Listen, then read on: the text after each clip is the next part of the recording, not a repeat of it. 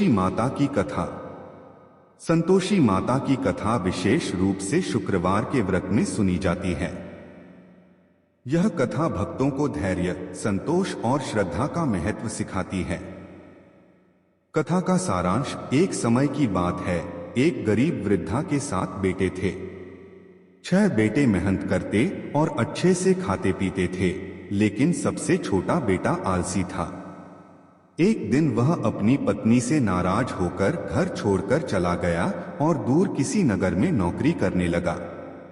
कई वर्षों बाद जब उसने पर्याप्त धन कमा लिया तो उसने अपनी मां के पास पैसे भेजे, लेकिन उसकी भाभीियों ने सारा धन हड़प लिया और उसकी पत्नी को भूखा प्यासा रखा। दुखी होकर उसकी पत्नी संतोषी माता का व्रत करने लगी। माता की कृपा से उसका पति घर लौट आया और वे सुखी जीवन जीने लगे। लेकिन उसकी भाभीियों ने एक चाल चली और उसे खट्टा भोजन खिला दिया, जिससे माता नाराज हो गई। जब पत्नी को अपनी गलती का एहसास हुआ तो उसने फिर से विधिपूर्वक व्रत किया और माता की कृपा से सब कुछ ठीक हो गया। व्रत विधि: 16 शुक्रवार तक व्रत रखना चाहिए। इस दिन गुड़ और चने का प्रसाद बनाकर माता को अर्पित करें। कथा सुनें और दूसरों को भी सुनाएं। खट्टा भोजन न खाएं और संतोष बनाए रखें।